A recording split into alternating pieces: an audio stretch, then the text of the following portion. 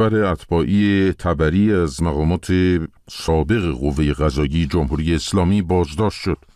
او در زمان ریاست آیت الله صادق آملی لاریجانی معاونت اجرایی قوه قضاییه جمهوری اسلامی را بر عهده داشت و در دوره ریاست آیت الله محمود هاشمی شاهرودی مدیر کل امور مالی آن قوه بود.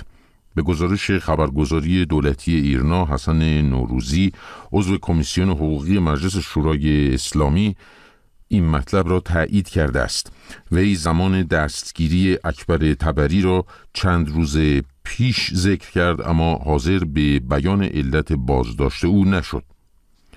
ابراهیم رئیسی یک هفته پس از انتصابش به عنوان رئیس قوه قضاییه جمهوری اسلامی در اسفند ماه گذشته اکبر طبری را از معاونت اجرایی آن قوه برکنار کرده بود. قبلا علیرضا زاکانی نماینده سابق مجلس شورای اسلامی اکبر طبری را به زد و بند متهم کرده و او را بیچاره کننده دو رئیس قوه قضاییه دانسته بود. درباره دلایل دستگیری و اتهامات اکبر طبری تاکنون گزارشی منتشر نشده است. علی ربیعی سخنگوی دولت جمهوری اسلامی امروز از جزئیات مربوط به بازداشت فریبا عادلخواه شهروند دو تابعیتی ایرانی فرانسوی اظهار بی اطلاعی کرد. به گزارش خبرگزاری دولتی ایرنا، علی ربیعی گفت خبر را شنیده و نمی‌داند چه کسی و به چه دلیلی فریبا عادلخواه را بازداشت کرده است. بر اساس گزارش‌های منتشر شده، فریبا عادلخواه 17 خرداد در منزل شخصی خود بازداشت شده است. وی جامعه شناس ساکن پاریس به ایران رفت آمد می‌کرد و پیشتر نیز در دانشگاه‌های ایران سخنرانی کرده بود. مقامات فرانسوی هنوز به گزارش‌ها درباره بازداشت فریبا عادلخواه واکنشی نشان ندادند. رئیس جمهوری اسلامی امروز با اشاره به مشکلات فعلی در کشور گفت امروز هیچ کس نمیتواند مدعی شود که به عبارت وی نظام و دولت ناکارآمد است. او که در جریان سفرش به خراسان در شیروان صحبت میکرد اضافه نمود: ما مشکل داریم در این کشور. ما در شرایط بسیار سختی زندگی می کنیم، اما در این حال دست به دست هم دادیم، در کنار هم ایستاده ایم، از مشکلات عبور خواهیم کرد. حسن روحانی گفت در این 14 ماه که فشار تحریم تشدید شده به دیه‌های خارجی کشور کاهش یافته است. او همچنین اشاره کرد که در طول سال گذشته بیکاری افزایش نداشته است. منتقدان جمهوری اسلامی در ماه‌های گذشته با افزایش مشکلات اقتصادی و سیاسی در کشور حکومت جمهوری اسلامی را در حل گرفتاری‌ها ناکارآمد و ناتوان دانستند. وزیر خارجه بریتانیا میگوید اگر جمهوری اسلامی تضمین بدهد که نفتکش توقیف شده گریسوان در جبل الطارق به سوریه نمی رود، لندن به رفع توقیف آن کمک خواهد کرد. روز گذشته جبل الطارق 4 خدمه بازداشتی آن نفتکش را آزاد کرد.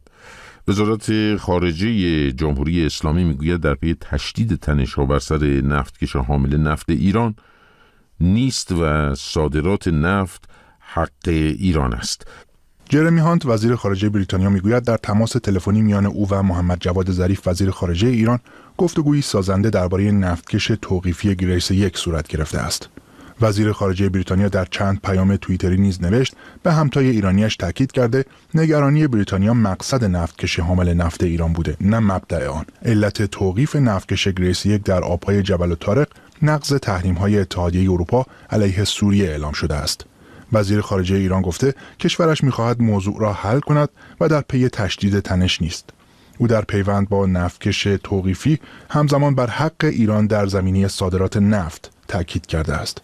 جرمی هانت به خبرگزاری رویترز گفته اگر تضمین‌هایی وجود داشته باشد که نفتکش گریس یک به سوریه نخواهد رفت، بریتانیا به رفع توقیف آن در جبل الطارق کمک خواهد کرد.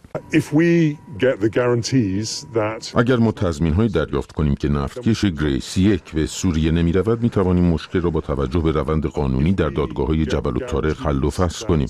این هدف تماس تلفنی من با وزیر خارجه ایران بود و همینطور شنیدن دیدگاه ایران مبنی بر اینکه آنها رغبتی به تشدید تنش در وضعیت موجود ندارند دلگرم کننده بود.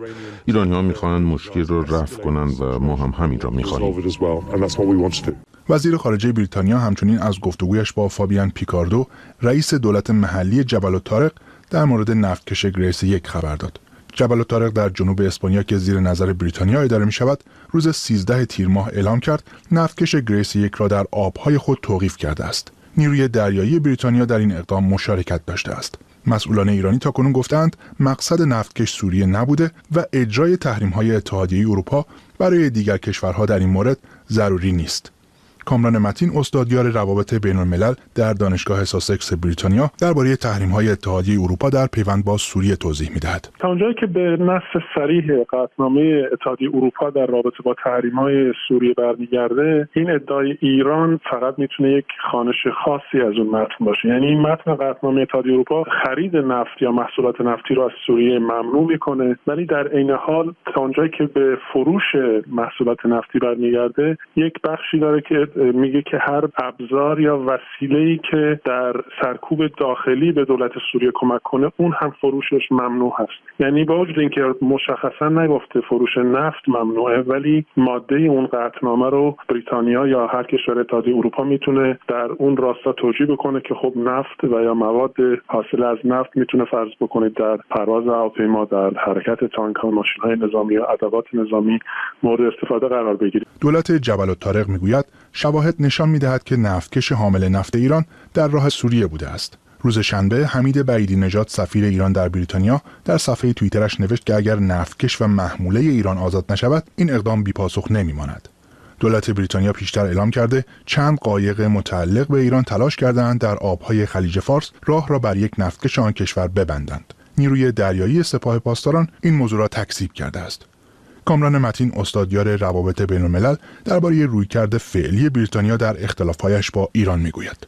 بریتانیا میخواد در واقع شرایطی رو که ممکنه اون رو مجبور به اقدام نظامی بکنه تا حد ممکن حذف بکنه. یعنی فرض بکنید ایران اگر کشتی بریتانیایی رو توقیف بکنه، طبیعتا بریتانیا مجبور هست به نوعی پاسخ بده و این پاسخ ممکنه بلا درگیری نظامی بیانجامه که دستور کار فعلی ایالات متحده و همپیمانانش به خصوص بریتانیا نیست. محمد حسین باقری، رئیس ستاد کل نیروهای مسلح، و امیر حاتمی، وزیر دفاع ایران، پیشتر گفته بودند توقیف نفتکش گریس یک بدون پاسخ نخواهد ماند. موضوع دیگر گفتگوی تلفنی وزیران خارجه ایران و بریتانیا ادامه حبس نازنین زاغری، شهروند ایرانی بریتانیایی بوده است. در روزهای گذشته گمانه‌زنی‌هایی در شبکه‌های اجتماعی درباره آزادی نازنین زاغری در قبال رفع توقیف نفتکش گریس یک مطرح شده است.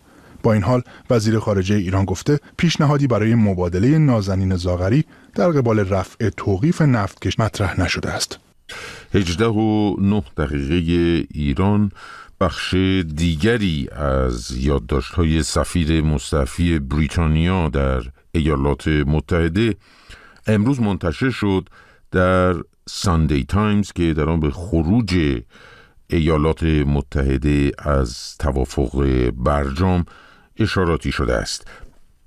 در حالی که پلیس بریتانیا مشغول تحقیق در مورد منبع درز اطلاعات و ایمیل‌های محرمانه کیم داروک، سفیر مستعفی این کشور در آمریکاست، یادداشت‌های بیشتری از او لو رفته که بخشی از آن مربوط به توافق اتمی با ایران است. بنابر یکی از یادداشت‌های لو رفته که روز یکشنبه در روزنامه میل آن ساندی منتشر شده، کیم داروک نوشته است که به عقیده او خروج دونالد ترامپ از برجام به این خاطر بوده که این توافق در دوره ریاست جمهوری باراک اوباما شکل گرفته بود. آقای داروک این یادداشت را ماه می 2018، یعنی زمان خروج دولت ترامپ از برجام نوشته و در آن گفته است که دولت ترامپ قصد داشته به گفته او دست به یک خرابکاری دیپلماتیک بزند، ظاهراً به خاطر مسائل عقیدتی و شخصیتی. این یادداشت بخش دوم از یادداشت‌های لو رفته کیم داروک است. در نخستین بخش از یادداشت‌های لو رفته او آقای داروک از دونالد ترامپ رئیس جمهوری آمریکا شدیداً انتقاد کرده و گفته بود دولت او